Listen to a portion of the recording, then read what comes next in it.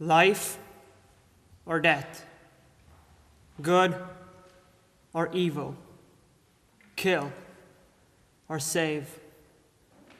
Simple questions that we answer with absolute certainty in our beliefs. But what happens when you put these questions in context and add a story behind them? Would your answer still be the same? Good evening, everyone. My name is Hamza Farrukh, and I am from Pakistan, a developing third world country. I am blessed to have observed an intolerable kind of poverty and hunger, and then to have come to the US to experience a radically different standard of living. I use the word blessed because I had an opportunity to witness the many similarities in our natures and the undeniable disparity that comes just by a difference of nationality. I was curious because I knew Pakistan could not possibly be alone in this condition of hunger and distress. It could not possibly be the worst example. I dared to ask and explore, and that is when I realized that the situation gets much, much worse. In my time in the US, I found Americans to be very welcoming and open to ideas, opinions, perceptions. I have come to see passion and curiosity as driving forces behind knowledge and education. It has motivated me. And tonight, I want to take this motivation and this opportunity given to me to clarify a misconception. Today, I hope to encourage you to reason with your beliefs and test them under the sunshine of reality. Reality, as seen through the eyes of a hungry child in Africa, Asia, or the Middle East. Through the eyes of a Sudanese mother forced to sell her kidney just to make enough money to feed herself and her famished family.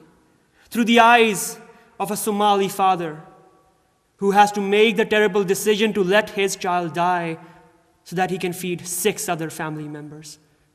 And through the eyes of beautiful people who never see the beautiful world because they lose their vision at birth due to malnourishment or die as hungry infants.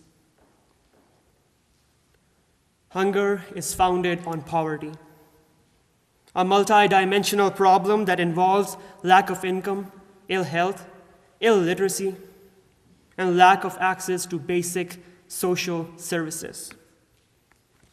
Hunger is more than just the want of food. When someone can map out the bones on their bare chest, it follows quite logically that sanitation, housing, and education are far-fetched dreams.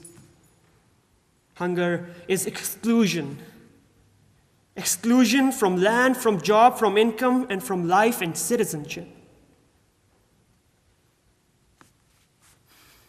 As a Muslim, I feel the pain of the poor and hungry every year while fasting during the month of Ramadan. The fast is traditionally broken with a massive feast, and this practice has amplified my concern because I think of those who are in a constant state of hunger and do not have feasts to end it with. Tonight, when someone goes to sleep on an empty stomach, he or she will have endured yet another day of not enough food and another day of being viewed as a hopeless object of sympathy. And tomorrow, those who do survive the night will go on hoping and dreaming that someone is coming to their help, that someone cares enough to lend a hand. In our world today, 101 million children are not attending primary school. 2 million infants are not protected from routine immunizations. 1.4 billion are living on wages of less than $1.2 a day. And a further 925 million are classified as hungry. This means that a population more than 4 times the people of the US is suffering from a consistent, painful sensation called craving appetite. When we hear such statistics, a shriek of conscience yells out. Sympathy seems a very appropriate reflexive response. But wait. Pause here. Ask yourself again as to exactly what you feel, because this sympathy is incompatible with our current evasion. Here is what we are actually doing. Instead of buying food for these malnourished children, the US is stockpiling ammunition, missiles, nuclear weapons, and excuses to extend its wars. 200 die every day from curable and preventable diseases like diarrhea and malaria, and yet the US still spends billions on making war machines. America is a loud voice in world affairs when it comes to toppling rulers, but a silent bystander when it comes to fighting hunger and poverty. My friends, we live in an era in which choices are flavored by relative considerations and decisions are made on a balance. Today, our questions have become ironically troublesome. Buy one missile, or feed lunch to a school of hungry children for 5 years. Make a machine gun, or buy medicines for 1,000 ill people. Create a drone plane to kill one militant, or create a means of living to sustain 10,000. The US has a tendency to give incorrect answers to such questions and justify them with naive reasons.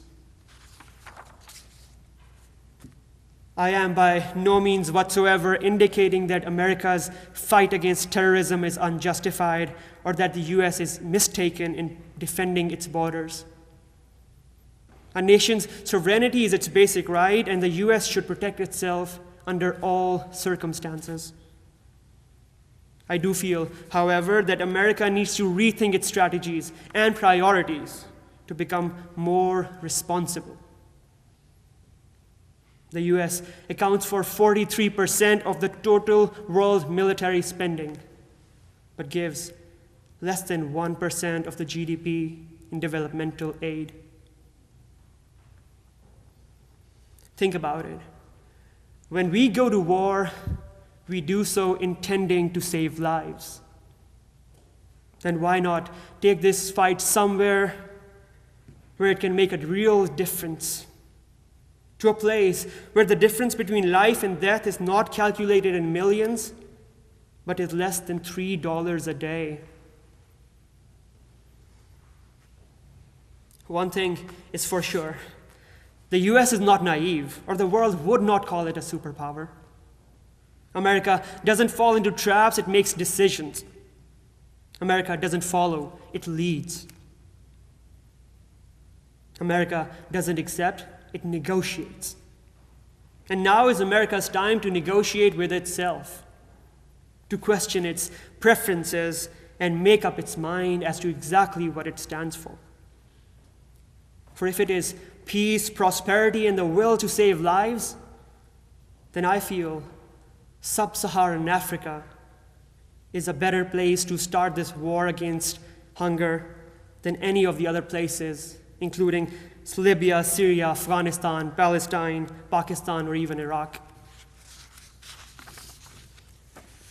America was alarmed to find out that Colonel Gaddafi was a tyrant and an unsuitable leader, and did its most to overthrow his regime.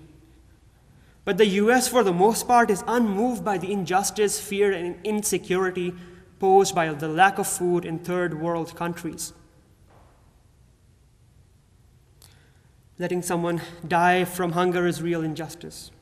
Letting someone perish from a curable disease is true failure. And letting someone make a choice that no one should ever have to make is the true inconsistency. You see, what the world needs is a superhero. And America happens to be a superpower. When I was ready to submit my speech, I was confused whether to enter it as a speech on activism or as a religious sermon. It is true that hunger and poverty are related to social issues, but is it also not true that religion entails helping those in need? Is it not true that religion is not just about churches, mosques, and synagogues, but about love, care, humanity, and compassion? How can we be good followers if none of us is strong enough to stand for what really matters, for something that is life-changing? Belonging to different religions and cultures, we have become accustomed to focusing so much on our differences that positivity and agreement have become myths, and narrow-mindedness a part of our lives.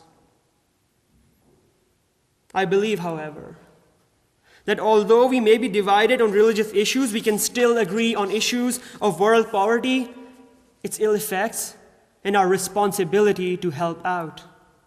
We can disagree about our past, but we cannot ignore our present. We can have different ideals, speak different languages, but we will always be one under the umbrella of humanity. This is a very straightforward concept. We can look at this comparison of war against hunger from either a religious or a social perspective. But we will undoubtedly land at the same central conclusion. It is time to work together and help those struck by the catastrophe of hunger. Let me share one last unpleasant fact. From the moment I started my speech up till now, approximately 100 children have lost their life due to hunger. Hunger is claiming lives not in days, hours, or even minutes. It is taking beautiful lives in seconds.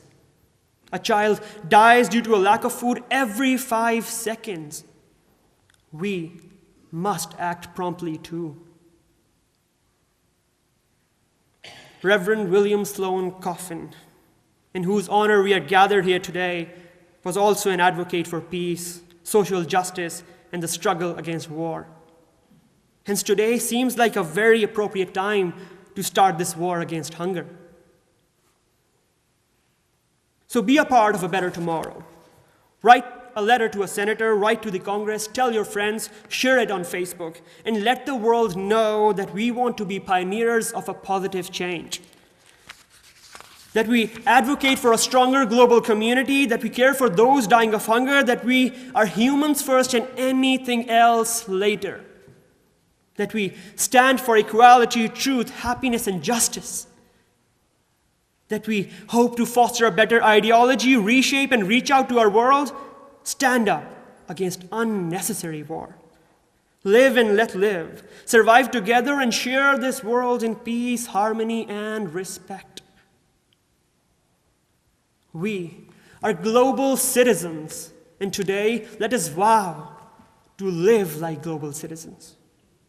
Let us be strong enough to deal with difficult questions, accept and acknowledge harsh realities, play our part as individuals and as a community in this war against hunger. We can, we must, and we will. Thank you.